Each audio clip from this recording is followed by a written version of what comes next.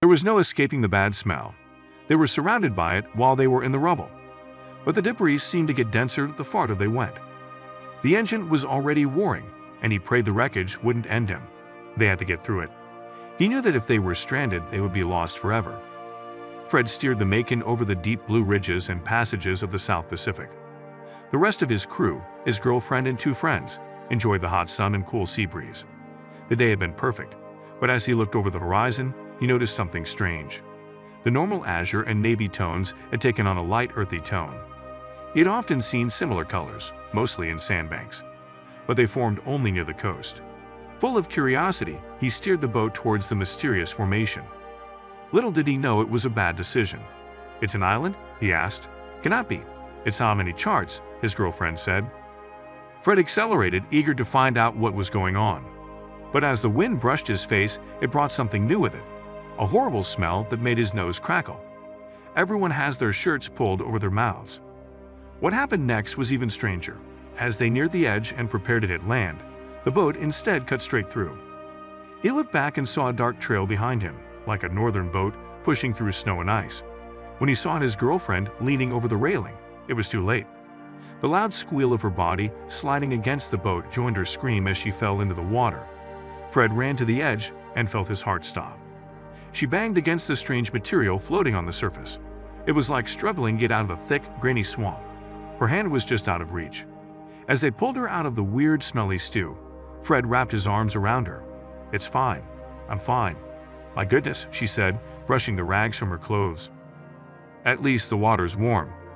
He was about to say they were to leave when a friend pointed overboard and murmured, "Oh my God."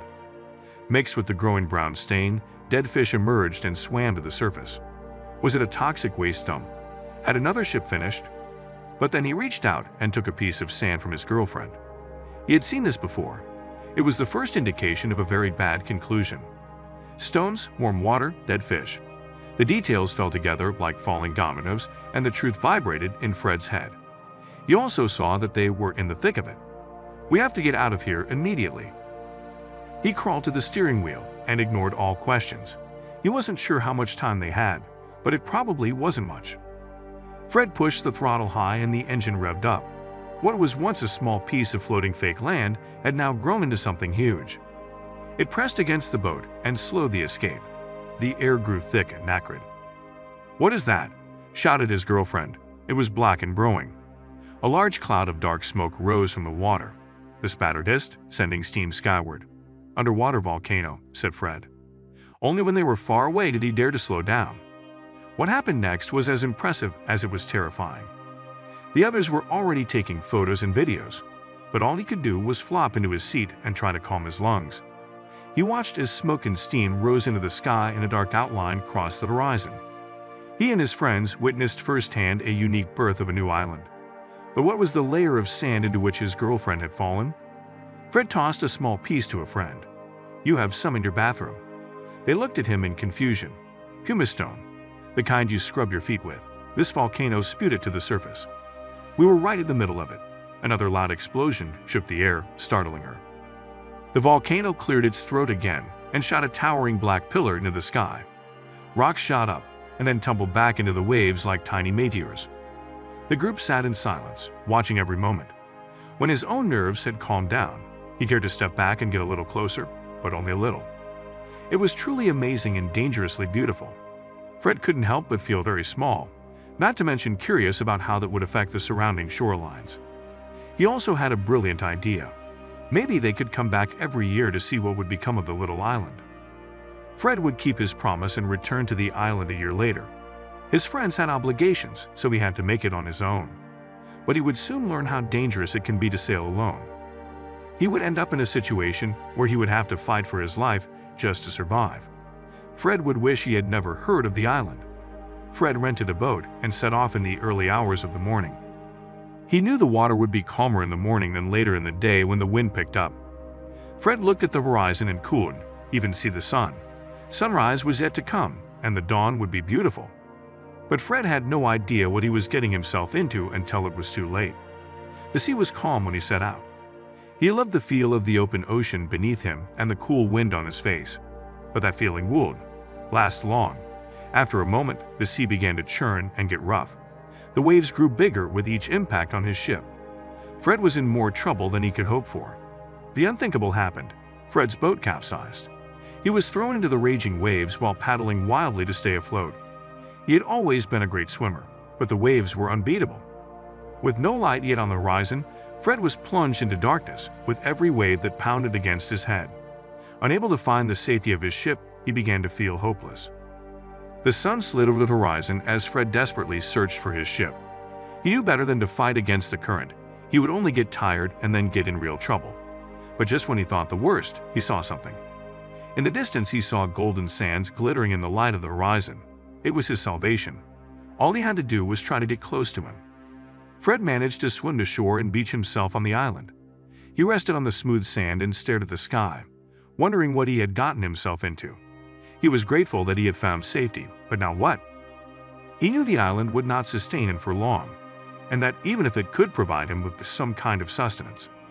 After lying down and catching his breath, Fred stood and looked back at the blue water that almost ended his life a few minutes ago. There was nothing, no ships around or even his capsized ship.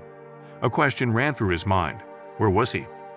He explored the island for resources. He had to find water as soon as possible. Otherwise, he would never make it off the island alive. Fred managed to find signs of civilization after searching the island. He gained hope that he was not alone. But after examining the place more closely, he found that it was completely deserted. It was a bittersweet moment.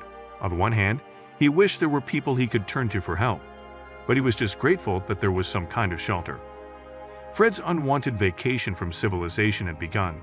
Every morning he would scour the beach looking for debris on the shore. While he was out there, he also kept an eye out for passing ships to call. Fred found wild lemons growing on the island and started roasting them over a fire. He would check off each day and pray it would. Fred knew he could only hold out until someone found him. By the 5th day, he was malnourished and dehydrated. He just hoped that someone would come to save him. It seemed his prayer had not fallen on deaf ears, and he would soon be looking to his newfound salvation. His days on the island were numbered. What Fred's eyes had seen was a small boat. But could he trust his senses? The shape became clearer as the ship approached the island. Is this really the end of the island? He continued to cry on the sand as the ship neared the beach. He just hoped that whoever was manning the ship had good intentions. Fred suddenly remembered terrible stories he had heard about modern-day pirates. A lot of people might think they don't exist anymore, but unfortunately they do. They don't obey the law and plunder ships that please them. Fred prayed this wouldn't be a pirate ship, and it seemed like his prayers were once again answered when he saw the captain. The boat stopped on the bank and a fisherman called out to him. He would be saved. Fred weakly climbed aboard and explained that he was the only one on the island. After answering a few questions, the fisherman set off on the island. Fred finally felt safe after hearing the man call the Coast Guard on his radio. He really would make it. After docking in the next town, Fred was put on an IV to rehydrate his weakened body. He contacted his friends and family to let them know he was safe. They met him in the hospital. Fred had never felt so lucky to be alive. He promised himself that he would never try to sail alone again and would always make sure someone had his back. To protect the privacy of those depicted, some names, locations, and identifiers have been changed and are the product of the author imagination. Any resemblance to actual events or places, or persons living or dead, is purely coincidental.